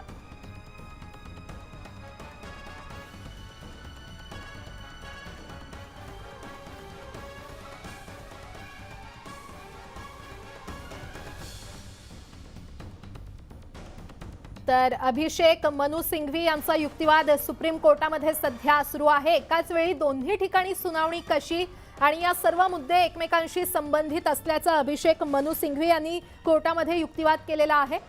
एकाच वेळी दोन्ही ठिकाणी सुनावणी कशी शक्य असा सवाल त्यांनी उपस्थित केलेला आहे. शिंदे गटाला विलीन व्हावं लागेल किंवा एकाच वेळी दोन्ही ठिकाणी सुनावणी कशी शक्य असल्याचा युक्तिवाद अभिषेक मनु सिंघवी यांनी केलेला आहे. सिंघवींनी कोर्टामध्ये जोरदार युक्तिवाद केलेला आहे. शिंदे गटाला विलीन व्हावं लागेल किंवा नवीन पक्ष बनवावा लागेल असा युक्तिवाद कोर्टामध्ये करण्यात आलेला आहे. या क्षणाची अतिशय मोठी बातमी. जोरदार युक्तिवाद सध्या सुप्रीम कोर्टात सुरू असल्याचं आपल्याला पाहायला मिळतंय. याआधी ठाकरे गटाकडून कपिल सिब्बल यांनी युक्तिवाद केला आणि आता अभिषेक मनु सिंघवी युक्तिवाद करतायत. कोर्ट निवडणूक आयोगामध्ये सुनावणी कशी शक्य असा सवाल त्यांनी उपस्थित केलेला आहे आणि हे सर्व मुद्दे एकमेकांशी संबंधित आहेत. एकाच वेळी दोन्ही ठिकाणी सुनावणी कशी काय शक्य असा सवाल त्यांनी कोर्टामध्ये उपस्थित केलेला आहे. सिंघवींचा कोर्टातला हा युक्तिवाद आपण पाहतोय. शिवसेनेचे वकील अभिषेक मनु सिंघवी यांच्याकडून जोरदार युक्तिवाद सध्या सुरू असल्याचं आपल्याला पाहायला मिळतंय. न्यूज 18 लोकमतवर सुनावणीचं हे महाकव्हरेज तुम्ही पाहताय. एकाच वेळी दोन्ही ठिकाणी सुनावणी कशी शक्य असल्याचा सवाल ठाकरे गटाचे वकील अभिषेक मनु सिंघवी यांनी युक्तिवाद केलेला आहे. हे सर्व मुद्दे एकमेकांशी संबंधित असल्याचं त्यांनी म्हटलेलं आहे. जोरदार युक्तिवाद ठाकरे गटाकडून सध्या सुप्रीम कोर्टात सुरू असल्याचं आपल्याला पाहायला मिळतंय. शिंदे गटाला विलीन व्हावं लागेल असं देखील या युक्तिवादात त्यांनी म्हटलेलं आहे किंवा त्यांना नवीन पक्ष बनवावा लागेल. शिंदे गटाला विलीन व्हावं लागेल किंवा नवीन पक्ष बनवावा लागेल असा युक्तिवाद अभिषेक मनु सिंघवी यांनी केलेला आहे. पुन्हा एकदा गिरीश सरांकडे जाते. सर, आपण पाहिलं की शिंदे गटाला एकतर विलीन व्हावं लागेल किंवा त्यांना नवीन पक्ष बनवावा लागेल असा जोरदार युक्तिवाद इथे करण्यात येतोय. काय सांगता येईल याच्यामध्ये? खूप म्हणजे पाणी वाहून गेले. आज जरी विलीन झाले दुसऱ्या पक्षाबरोबर किंवा नवीन पक्ष जरी स्थापन केला तरी मग त्याच्यावरती मग ते डिस्क्वालिफिकेशनचा इश्यू येऊ शकतो त्याच्यावर. त्याच्यामुळे मला वाटत नाही की शिंदे गट हे काही करतील, विलीन किंवा विलीन करतील किंवा दुसरा गट स्थापन करतील. मला दिसत नाही याच्यामध्ये ते काय करतील. दुसरा आता मला वाटतं आर्ग्युमेंट असं चाललं आहे, दोन्हीकडे कसं काय तुम्ही आर्ग्युमेंट करतायत, म्हणजे इलेक्शन कमिशनकडे पण आर्ग्युमेंट आणि सुप्रीम कोर्टामध्ये पण दोन्ही मुद्दे दोन्ही ठिकाणी कसे चालू शकतात असं दिसतंय की. आणि त्यांचं आर्ग्युमेंट आहे सिंघवींचं. तर याला उत्तर एक आहे, हा जो इश्यू आहे मुद्दा तो इलेक्शन कमिशनकडेच आहे पक्षाबद्दलचा. तर त्याच्यावरती ते गेलेत, शिवसेने गेलेत त्याच्यावरती सुप्रीम कोर्टामध्ये की तो इलेक्शन कमिशनकडे जे चाललं आहे ते स्टे करावं म्हणून. त्याच्यामुळे हे जे युक्तिवाद जो चालला आहे की दोन्ही ठिकाणी कसं काय या गोष्टीवरती निर्णय ठरवू शकतो, हे आय थिंक हे चुकीचं चाललं आहे. कारण हा बेसिकली मुद्दा इलेक्शन कमिशन करत आहे आणि शिवसेने गट म्हणजे शिवसेना म्हणजे उद्धव ठाकरे गट गेलेला सुप्रीम कोर्टामध्ये त्याच्यावरती स्टे मागण्यासाठी की तुम्ही पुढे इलेक्शन कमिशनने पुढे कुठली कारवाई करू नये म्हणून. त्याच्यामुळे दोन्ही ठिकाणी हे चाललं नाही आहे, मुद्दा चालला आहे फक्त इलेक्शन कमिशनकडेच चालेल. फक्त ह्या गोष्टी तुम्ही सुप्रीम कोर्टात घेऊन आलाय. त्याच्यामुळे सुप्रीम कोर्टाने आणखी एक मुद्दा म्हणजे दहावा जो पॉईंट ऑफ रेफरन्स दिला आहे की पॉवर ऑफ इलेक्शन कमिशन जेव्हा स्प्लिट होतात म्हणजे दोन पक्षामध्ये स्प्लिट होतात, म्हणजे याच्यात दिसतं याच्यामध्ये की दोन पार्ट्या झाल्या त्याच्यामध्ये, एक उद्धव ग्रुप आणि एक शिंदे ग्रुप. तर त्याच्यामध्ये पॉवर इलेक्शन कमिशनचे काय पॉवर आहेत तो एक त्यांचा पॉईंट ऑफ रेफरन्स आहे. त्याच्यावरती म्हणजे सुप्रीम कोर्टाला निर्णय घ्यावा लागेल की काय अशा गोष्टीमध्ये काय निर्णय इलेक्शन कमिशनने घ्यावा किंवा कशा प्रकारे इलेक्शन कमिशनने तो निर्णय घ्यावा, त्याच्यासाठी काहीतरी डायरेक्शन सुप्रीम कोर्ट देऊ शकतील याच्यामध्ये. बरं गिरीश सर, पुन्हा येईन तुमच्याकडे. सध्या जाऊयात, आमचे प्रतिनिधी सिद्धार्थ गोदाम आपल्यासोबत जोडले गेलेले आहेत. त्यांच्यासोबत ठाकरे गटाचे अंबादास दानवे उपस्थित आहेत. सिद्धार्थ, निश्चितपणे या सुप्रीम कोर्टातील सुनावणीकडे सगळ्यांचं लक्ष सुरू आहे, लागलेलं आहे. काय होतं काय नाही युक्तिवाद सगळ्यांनी ऐकलेला आणि याच विषयी बोलण्यासाठी माझ्यासोबत विरोधी पक्षनेते अंबादास दानवे आहेत आणि आम्ही जुन्नरमध्ये बसलेले आहोत. दादा, काय म्हणाल? सुनावणी तर सुरू झालेली आहे, नेमकं काय अपेक्षा वाटते तुम्हाला? मला वाटतं मी सकाळीच बोललेलो आहे की शिवसेनेची न्याय भूमिका आहे आणि या न्याय भूमिकेला न्यायदेवतेवर आमचा पूर्णपणे दृढ विश्वास आहे. ज्या काही घटना घडलेल्या आहेत, बंडखोरी घडलेली आहे, गद्दारी घडलेली आहे, पक्ष फोडण्याचा प्रयत्न झालेला आहे आणि याच्यामध्ये सुस्पष्टपणे राज्यघटनेमध्ये नियमाचा उल्लेख आहे. त्या नियमाने सगळ्या गोष्टी झाल्या पाहिजे अशा प्रकारची शिवसेनेची भूमिका, शिवसेनेचे विधिज्ञ हीच भूमिका सर्वोच्च न्यायालयात मांडतात. पण मला एक सांगा, न्याय व्यवस्थेवरचा विश्वास तुमचा वाढलेला काय? कारण नारायण राणे विरोधात निर्णय गेला, एक शिवाजी पार्कचा निर्णय तुमच्या बाजूने आलेला आहे, त्यामुळे आता जास्त विश्वास अजून वाढला. हे पण आताच्या परिस्थितीमध्ये ज्या ज्या यंत्रणा आहे, राजकीय यंत्रणा, प्रशासकीय यंत्रणा, यांच्यावर विश्वास ठेवावा का नाही ठेवा अशी परिस्थिती असताना आज न्याय कुठं मांडणार तर ते न्याय मंदिरातच आहे. तर ह्या व्यवस्थेवर आजही जनतेचा, सर्वसामान्य माणसाचा विश्वास आहे आणि हा विश्वास मला वाटतं या हिंदुस्थानातील न्यायदेवता सातत्यानं आणखी वाढवण्याचा प्रयत्न करते आणि निश्चित या भूमिकेकडं, न्यायाच्या भूमिकेकडं शिवसेनेने जी भूमिका मांडली त्याच्याकडे अख्ख्या फक्त शिवसेनेचं नाही तर अख्ख्या हिंदुस्थानाचं लक्ष लागलंय. कारण मागे पण काही घटना घडलेल्या आहे. 2/3 सदस्य असल्यावर काय नियम होतो, काय असतो, त्यांनी काय केलं पाहिजे, पक्षांतर केल्यावर त्यांनी कुठेतरी. माझा तोच प्रश्न होता आता की सुप्रीम कोर्टामध्ये सर्वप्रथम याबद्दलची चर्चा सुरू झालेली, जोरदार युक्तिवाद दोन्ही बाजूंनी झालेले आहेत. पक्षांतर बंदी कायद्याला धरून या सर्व गट फुटलेल्यांना अपात्र करा अशी मागणी, यावरच डिबेट सुरू आहे. बिलकुल सुस्पष्टपणे नियम आहे की 2/3 पैकी जर लोक बाहेर गेले असेल तर त्यांना एखाद्या गटामध्ये जॉईन होता येतं, एखाद्या पक्षामध्ये. स्वतःचा गट नाही निर्माण करतात एक. आणि पक्षाने जर 16 लोकांचं अपात्रता केलं तर मला असं वाटतं उरलेली संख्या किती उरते तेही महत्वाचं आहे. आणि म्हणून याच्याविषयी त्यावेळेस उपाध्यक्षांनी. तुमच्याकडे येऊच सध्या आमचे प्रतिनिधी प्रशांत लीला रामदास देखील आपल्यासोबत सुप्रीम कोर्टाच्या परिसरातून जोडले गेलेले आहेत. प्रशांत, महत्वाचं म्हणजे युक्तिवाद सुरू आहे शिंदे गटाच्या वतीने, अजूनही दुसऱ्या बाजूचा युक्तिवाद सुरू व्हायचा आहे. माझ्यासोबत ॲडव्होकेट राज पाटील आहे. काय झालंय आता जाणून घेऊया. सर, आता सकाळपासून आता काय झालेलं आहे? मान्य सर्वोच्च न्यायालयासमोर दोन्ही गटाच्या वतीने आर्ग्युमेंट होत होती. त्यांनी कौल यांनी पहिल्यांदा आर्ग्युमेंट केली. त्यात इलेक्शन कमिशनची जी प्रोसिडिंग आहे ते सुरू करण्याच्या संदर्भात भाष्य होतं. या येणाऱ्या निवडणूक आहे, विधानसभेची पोटनिवडणूक, महानगरपालिका आणि स्थानिक स्वराज्य संस्था, त्यासाठी जे पक्षचिन्ह आहे ते महत्त्वाचं आहे. त्या संदर्भात निर्णय व स्पष्टता असावी म्हणून इलेक्शन कमिशनसमोर जी हिअरिंग होत आहे ती सुरू व्हावी आणि प्रोसिडिंग सुरू व्हावी. त्यांच्यासमोर आम्ही आर्ग्युमेंट करू आणि सगळ्या गोष्टी त्यावर निर्णय व्हायला पाहिजे. दुसरं, कपिल सिब्बल यांनी घटनेची 10वी अनुसूची त्यातलं पॅरा 3 आणि त्यातलं विभाजन यावर भाष्य केलं. त्याचबरोबर डिस्क्वालिफिकेशनचा मुद्दा होता अपात्रतेसंदर्भातला आणि त्यावर होणारं जे चिन्ह आणि त्यावर होणारा परिणाम, म्हणजेच इलेक्शन कमिशन समोर जाण्याच्या अगोदर किंवा तिथली प्रोसिडिंग सुरू होण्याच्या अगोदर अपात्रतेचा मुद्दा डिसाईड व्हावा, त्यानंतर तिथली प्रोसिडिंग सुरू व्हावी असा त्यांचा मुद्दा होता. उद्धव ठाकरे यांच्या गटाकडून ते वारंवार म्हणण्यात आलं की सुप्रीम कोर्टमध्ये ते डिसाईड व्हायला पाहिजे. दुसरा मुद्दा असा आहे की जजेसना सुद्धा विचारलं की हे कसं परिणाम करतं, अपात्रतेचा मुद्दा इलेक्शन कमिशनच्या चिन्हावर किंवा त्यावर कसा इफेक्ट करतं हे सुद्धा सिनियर ॲडव्होकेट यांच्याकडून त्यांनी जाणून घेतलं आणि त्यांनी भूमिका मांडत असताना कपिल सिब्बल यांनी आपली भूमिका मांडत असताना कोर्टासमोर त्यांचे मुद्दे मांडले. सर, विशाल सर, काय सुरू आहे सध्या आता कोर्टात?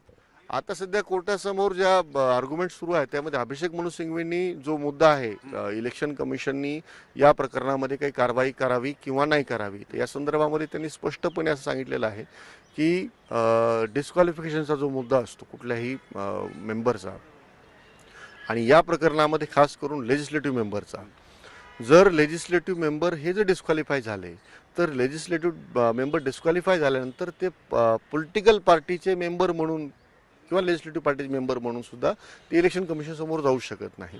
आणि जोपर्यंत हे प्रकरण सुप्रीम कोर्टामध्ये पेंडिंग आहे डिस्क्वालिफिकेशनचं, तोपर्यंत ते प्रकरण जर तुम्ही पुन्हा इलेक्शन कमिशनला पाठवलं आणि त्यांनी काही निर्णय घेतला तर ते रिव्हर्सिबल पुन्हा वर्क करायची काही गरज पडणार नाही.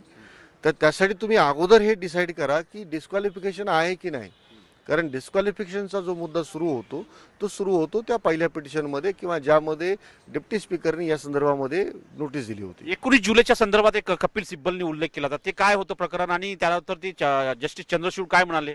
त्याच्यामध्ये सगळ्यात महत्त्वाची गोष्ट जी कपिल सिब्बलांनी समोर घेतलेली आहे त्यामध्ये त्यांचं स्पष्ट असं मत होतं की ज्या पद्धतीनं एकनाथ शिंदे हे इलेक्शन कमिशन समोर गेले ते एकटे गेलेले आहेत, म्हणजे त्यांच्यासोबत असं कोणी गेलेलं नाही आहे. जर ते एकटे गेले आणि ते त्यांचं डिस्क्वालिफिकेशन ऑलरेडी सुप्रीम कोर्टासमोर पेंडिंग होतं किंवा आहे, ते असताना जर इलेक्शन कमिशनने याच्या संदर्भामधलं काही निर्णय घेतला तर तो पुन्हा त्याच्यामध्ये अडचण अशी येईल की ज्या पद्धतीनं सुप्रीम कोर्टाच्या पहिल्या ज्या 2-3 ऑर्डर झालेल्या आहेत आणि ज्या काही 4 डेट झाल्या त्याच्यामध्ये सुप्रीम कोर्टाने याला थांबवलेलं आहे.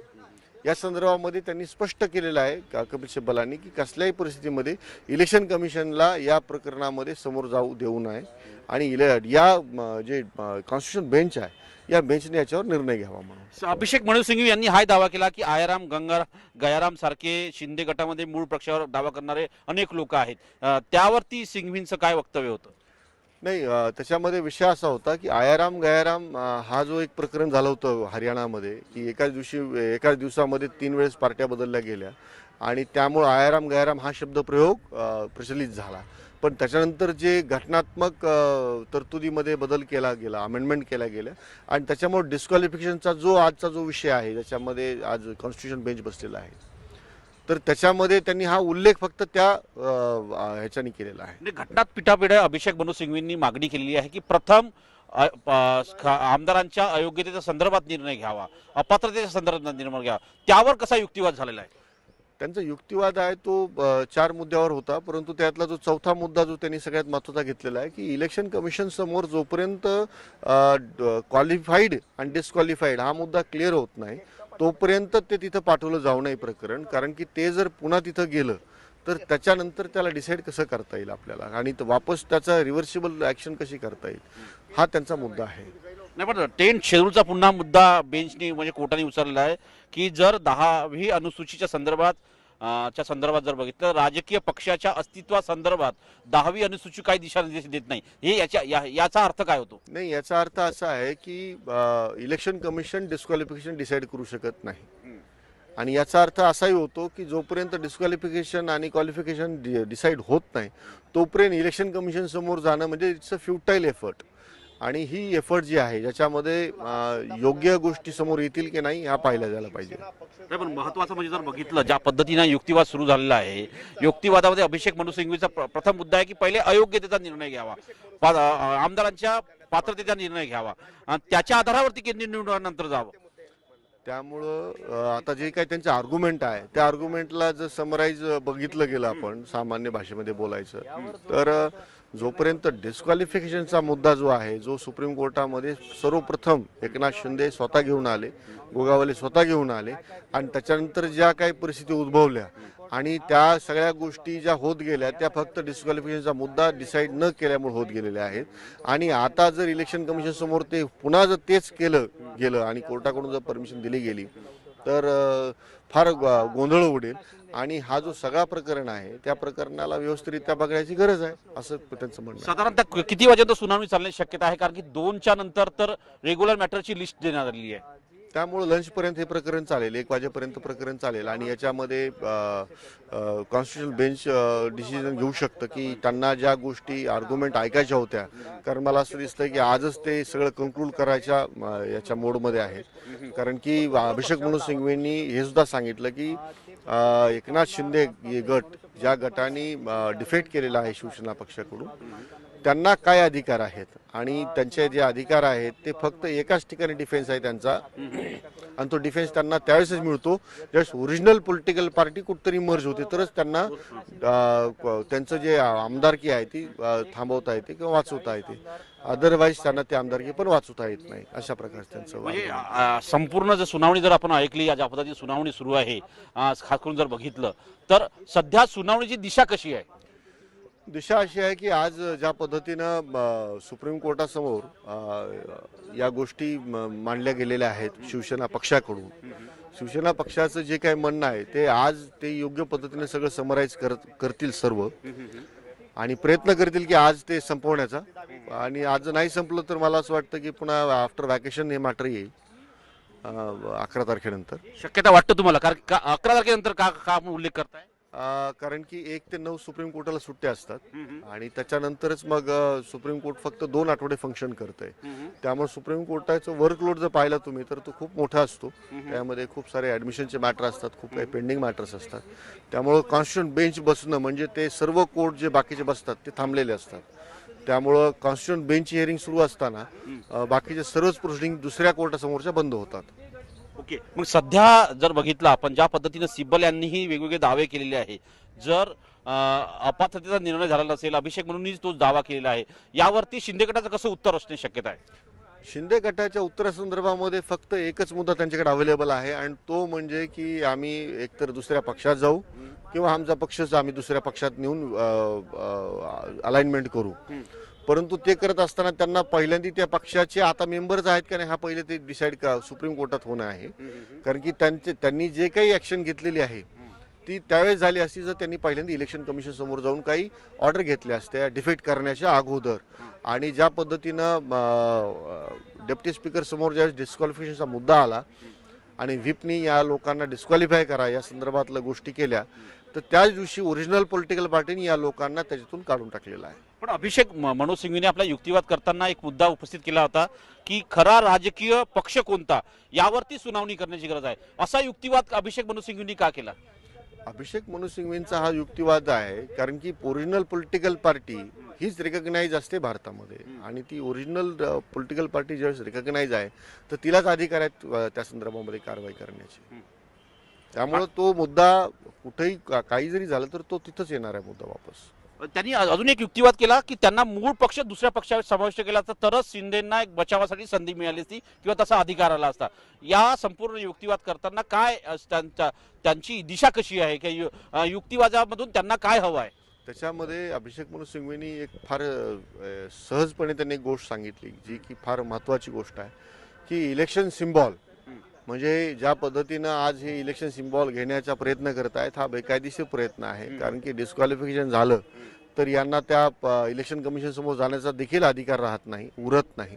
आणि जसं कपिल सिब्बलांनीच पहिल्यांदा सांगितलेलं आहे की एकटे एकनाथ शिंदे म्हणजे पार्टी नाही आहेत. आणि त्यांनी सोडून दिलेला पक्ष जर दुसऱ्या पक्षासोबत मर्ज होत असेल, पक्ष म्हणून जर मर्ज होत असेल, तरच ते वाचू शकतात डिस्क्वालिफिकेशनपासून. परंतु तशा काही परिस्थिती दिसत नाही आहे. कारण ओरिजिनल पॉलिटिकल पार्टीने ज्या दिवशी गुवाहाटी आणि सुरतला हे आमदार निघून गेले त्याच दिवशी त्यांनी कारवाई केलेली आहे.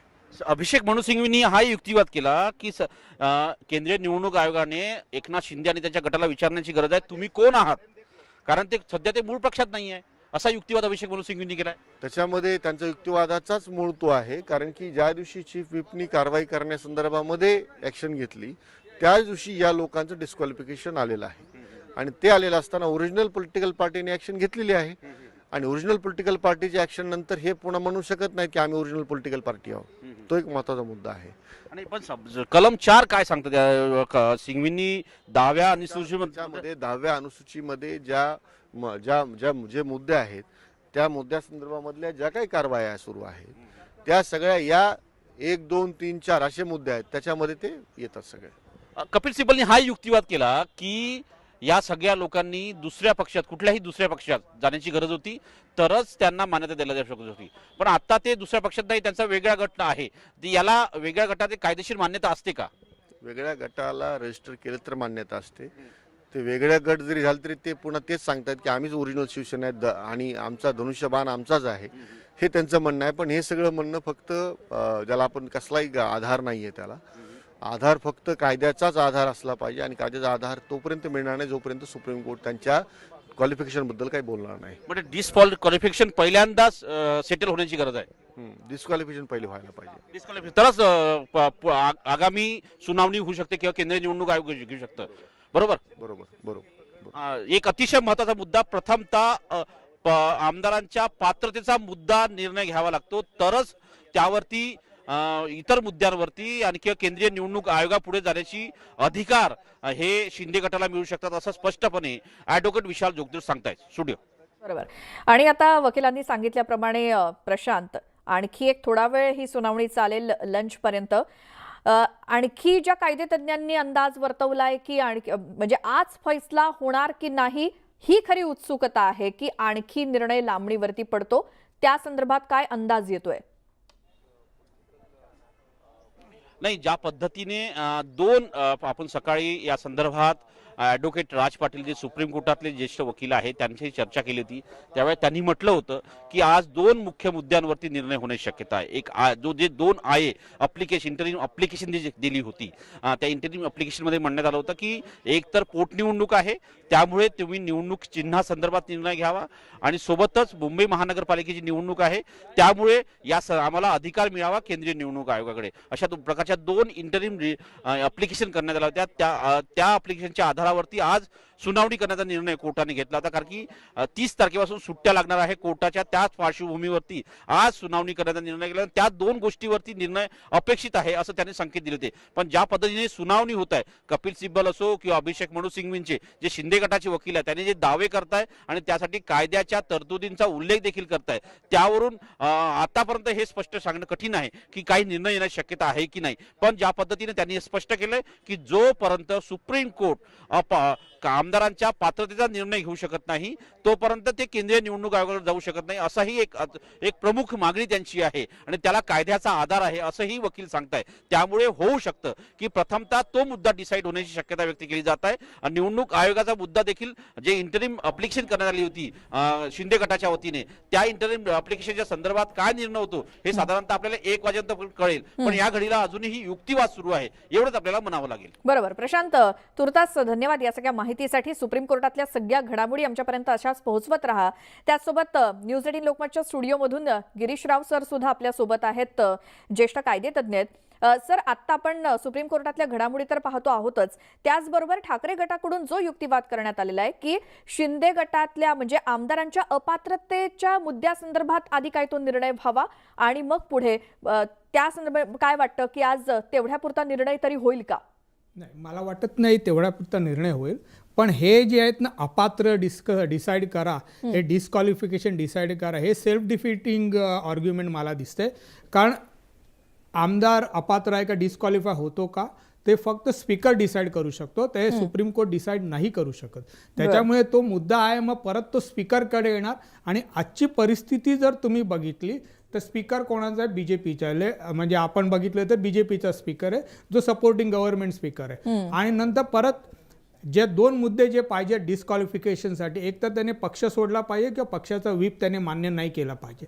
तर ह्या दोन्ही मुद्द्यामध्ये मला दिसत नाही शिंदेचे आमदार यांनी कुठेही काही चूक केली. त्यांनी पक्ष सोडला नाही, कारण त्यांची केस आज पण हेच आहे की आम्हीच शिवसेना आहे.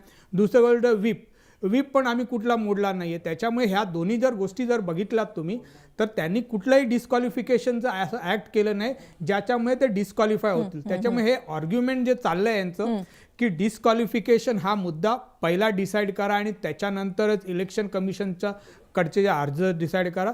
मला असं वाटतं हे सेल्फ डिफेक्टिंग आर्ग्युमेंट आहे आणि त्यांना कदाचित त्याच्यात म्हणजे चुकीचा मार्ग असं मला दिसतंय संस्कृत दृष्टी की हे सेल्फ डिफेक्टिंग आर्ग्युमेंट आहे. त्याच्यामुळे हा मला वाटत नाही की याच्यावरती आज तरी काहीतरी निर्णय होईल. बरं, मात्र सर एक गोंधळाची परिस्थिती म्हणजे एक सर्वसामान्यांच्या दृष्टीनं जो मलाही प्रश्न पडला तो म्हणजे एकीकडे शिंदे गटातले आमदार सांगतात की आम्ही पक्ष सोडलेला नाहीये आणि दुसरीकडे ठाकरे गटाचे वकील, ज्येष्ठ वकील, विधिज्ञ जे आता सुप्रीम कोर्टामध्ये दावा करतात की कोणत्या तरी राजकीय पक्षामध्ये विलीन व्हावं लागेल तरच शिंदे गटातले आमदार अपात्र ठरू शकत नाहीत. हे 10th शेड्यूल असं सांगतं की तुम्ही पक्ष सोडला, व्हॉलेंटरीली जर तुम्ही पक्ष सोडला तर तुम्ही डिस्क्वालिफाय होतात. पण तेच जर 2/3 मेंबर दुसऱ्या कुठल्या तरी पक्षाबरोबर विलीन झालं, अमॅलगमेट झालं तर तुम्ही डिस्क्वालिफाय होत नाही. तर ते आर्ग्युमेंट करायचा प्रयत्न करतायत. पण ही फॅक्ट आहे की ते आज बोलतायत की शिंदे गट बोलले आम्ही शिवसेना सोडलीच नाही. त्याच्यामुळे तो प्रश्नच उभा राहत नाही. तो प्रश्नच राहिला नाही आहे की त्यांनी सोडली आहे की नाही. प्रश्न कदाचित उभा राहत तुम्ही काढली असेल तरी पण ते डिस्क्वालिफाय होत नाही. त्याच्यामुळे ज्या काही ग्राउंड्स आहेत डिस्क्वालिफिकेशनसाठी त्या कुठल्याही ग्राउंडवरती शिंदे गट डिस्क्वालिफाय मला दिसत नाही आहे. आणि जर ते बोलले की आज तुम्ही डिस्क्वालिफिकेशनचा जो अर्ज त्यांनी केला आहे म्हणजे झिरवळ साहेबांकडे जेव्हा होते तर स्पीकर आजच्या स्पीकरच्या आज जर डिसिजन गेला तर तो शिंदे ग्रुपच्या फेवरमध्ये जाईल. त्याच्यामुळे हे जर त्या आर्ग्युमेंटवरती बेसवरती जर जातात कदाचित मला वाटतं सेल्फ डिफेक्टिंग आर्ग्युमेंट. आता ठाकरे गटाच्या वकिलांनी म्हणजे कपिल सिब्बलांनी हा मुद्दा मांडलाय की शिंदे गटाच्या आमदारांचा सध्या स्टेटस काय आहे. शिंदे गट व्हेरी क्लिअरली म्हणतंय की आम्ही आमदार शिवसेनेचेच आहोत. तर ते स्टेटस तुम्ही नाकारतायत तर कुठल्या पद्धतीने नाकारतायत म्हणजे तुमचा बेस काय. तर एकच गोष्ट होऊ शकते ते बोलतायत शिंदे गट आज बोलताय की आम्ही शिवसेनेचे सदस्य. तर तुम्ही जर बोलतायत की ते शिंदे गटाचे सदस्य म्हणजे तुम्ही ते शिवसेनेचे सदस्य नाहीये, जर शिंदे गट म्हणजे ठाकरे गट बोलताय की सदस्य नाहीयेत तर त्याच्यासाठी एकच गोष्टी होऊ शकते तुम्ही काढला त्यांना शिवसेनेतनं तरच ते पक्षाचे सदस्य नाही होऊ शकत. आणि जर त्यांनी काढला तर परत ते डिस्क्वालिफाय होत नाहीत. म्हणजे दोन्ही दिशेने जर तुम्ही बघितलात तर शिंदे गट मला वाटतं याच्यामध्ये ॲटलिस्ट लिगली ते बरोबर दिसत आहेत मला या मुद्द्यामध्ये. जे थोडंसं थांबवते सर तुम्हाला कारण एक मोठी बातमी समोर येते. सुप्रीम कोर्टातली सुनावणी ही काही वेळासाठी थांबवण्यात आलेली आहे आणि काही वेळानंतर पुन्हा ही सुनावणी सुरू होईल. नेमकी ही सुनावणी का थांबवण्यात आली या संदर्भात आपण माहिती घेऊच. मात्र सुप्रीम कोर्टातले प्रत्येक अपडेट ही सुनावणी सुरू झाल्यापासून आपण नवी दिल्लीतून घेतोय. आमचे प्रतिनिधी प्रशांत लीला रामदास या सगळ्या घडामोडींकडे लक्ष ठेवून आहेतच. मात्र आत्ताची जी ताजी माहिती समोर येते त्यानुसार सुप्रीम कोर्टातली आजची ही आत्ताची सुनावणी काही वेळासाठी थांबवण्यात आलेली आणि थोड्या वेळानं ही सुनावणी पुन्हा सुरू होईल. राज्यातल्या सत्ता संघर्षावरती म्हणजेच ठाकरे गट आणि शिंदे गट आमने सामने असताना हे प्रकरण सुप्रीम कोर्टामध्ये आहे.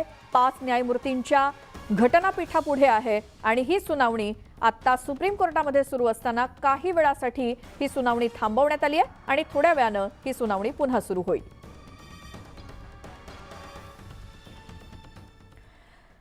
तोपर्यंत आपण एक छोटासा ब्रेक घेऊन लगेचच परत येतोय. तुम्ही पाहत राहा न्यूज 18 लोकमत.